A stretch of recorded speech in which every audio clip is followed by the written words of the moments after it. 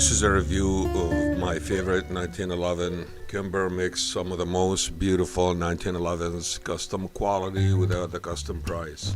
They are affordable, high quality 1911s. This is a government model in 45 ACP stainless TLE RL2. This stands for Tactical Law Enforcement. The RL stands for the rail. Series 2 is a Kimber firing pin safety series. Kimber built this model based on the LAPD SWAT team specification. They wanted a tactical rail, front strap checkering, and a firing pin safety that doesn't affect trigger smoothness. Firing pin safety was developed by Colt back in the 1980s. That's why they call it Series 80s.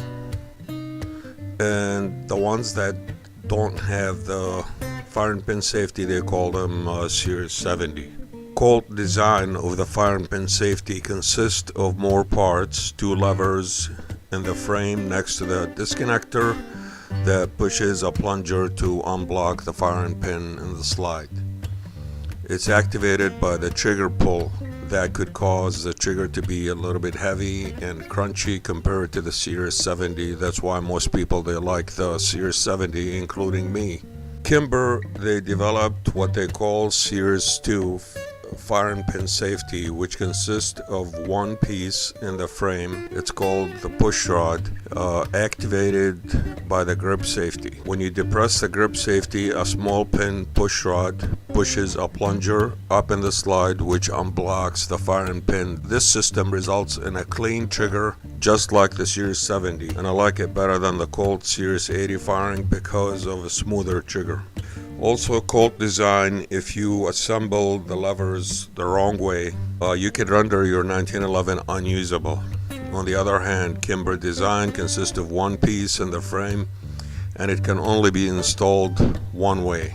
After installing these in any 1911, you can test firing pin without live ammo or going to the range. First, make sure the gun is safe with no ammo in it and no magazine. Insert the plastic rod or a pencil, in this case, with the eraser to the back of the barrel. Point to a safe direction and pull the trigger. The firing pin should hit the pencil. That means it's working.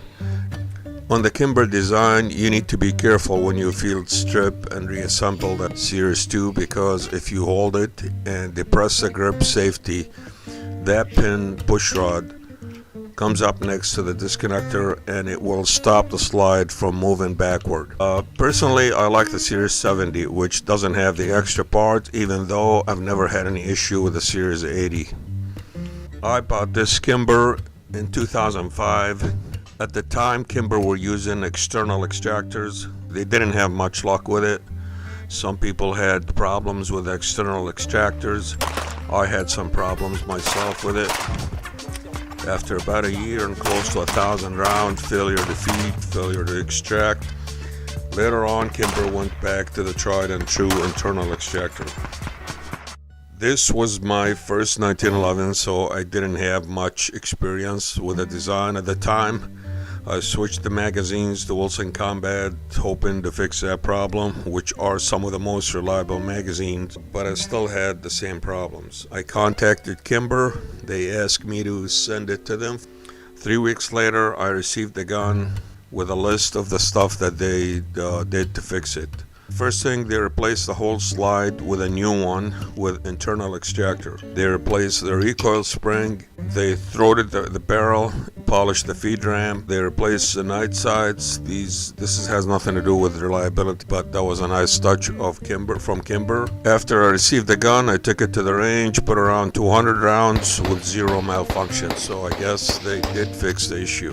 Owning this 1911 for many years and doing a lot of research on the design, I started to understand the design more than ever. There are three major components in 1911s that could affect reliability, especially in these modern tight tolerances 1911. The three major components are magazines.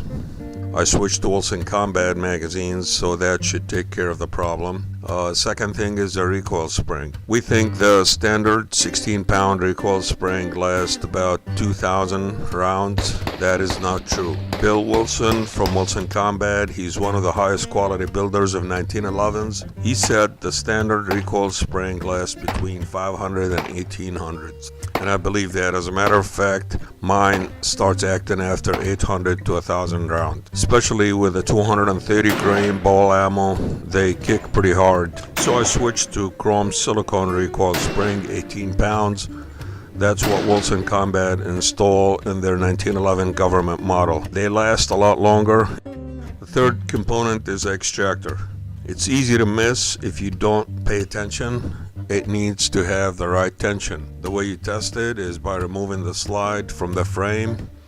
Use a live bullet in the slide held between the extractor and held by the extractor actually in the slide, and it should retain the bullet when you shake the slide slightly. You can adjust if it's loose or too tight. You can adjust the tension accordingly. On top of all that, modern 1911s have tight tolerances. They need more care than your average polymer gun. They have long rails. That's a lot of friction between the slide and the frame. They need to be cleaned and oiled properly. Polished feed ram, that should help, and a throated barrel, that also will help. This model starts with a stainless steel frame with a high cut front strap checkering, match grade barrel, match grade aluminum trigger, standard length, crisp, set to 4.5 pounds. Also comes with a extended thumb safety, positive and very smooth. The fitment between the slide and the frame, it's very smooth, flawless. The finish is high quality satin stainless. This model came with a full-length one-piece guide rod. It maintains solid accuracy and more control of recoil because it adds a little bit weight in the front. Some people disagree. Some think it makes it hard to field strip the gun and you need a tool to do it. I think you should be able to field strip any gun without tools by using the magazine butt pad to press on the recoil spring plug, twist the barrel bushing, and remove the spring.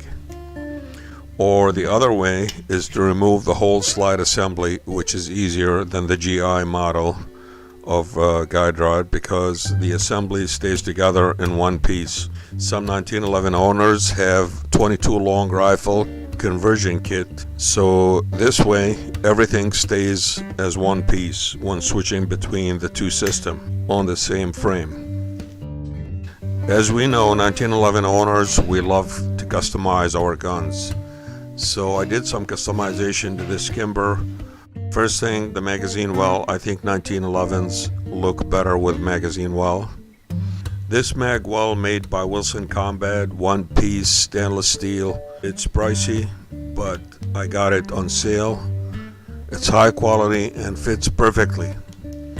I also changed the grips. The original ones were rubber, nothing wrong with them, but I like these better. They are thin and designed for magwell. They are contoured to the palm of your hand. They're very thin in the first place. Also, I added stainless steel screws. They call them the rainbow color. They kind of change colors to match the look. I also changed the grip safety. Nothing wrong with the original one, but this one looks better. It has the bump to the bottom of it to make a positive engagement. It's made by Kimber. Replace the trigger. Nothing wrong with the original one. The original has 3 holes in it. Everybody's familiar with that, very popular. This one has a different look to it, which I like.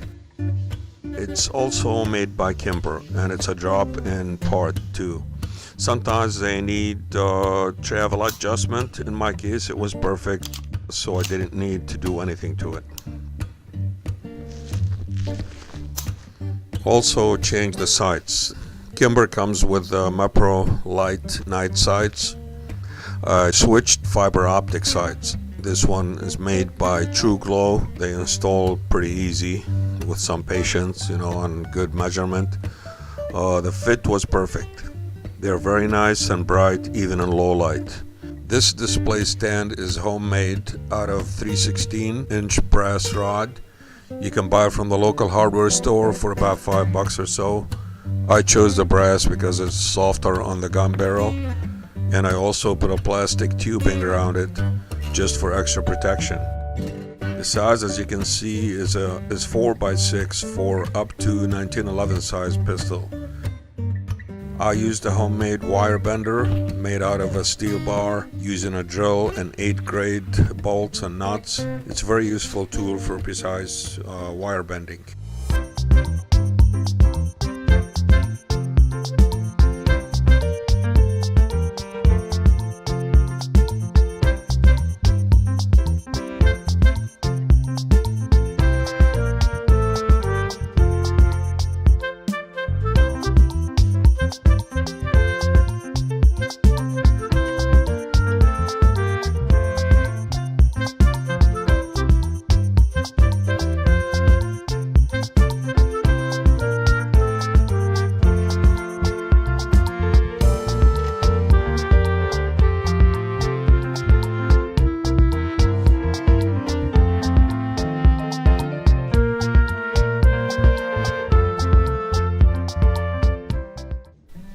Modern 1911s these days are made better than ever before due to high tech in metals and CNC machining. They are the most beautiful guns ever made. They are a piece of our history in the USA. Some of the highest quality 1911s could reach thousands of dollars, like Wilson Combat, Cabot Guns, Nighthawk, and much more high quality 1911 makers. 1911s are more popular than ever. The design has been around for over 110 years and it's still going strong. No collections will be complete without at least one 1911. I hope you enjoy this video and I would love to hear your comments and suggestions. Thanks for watching.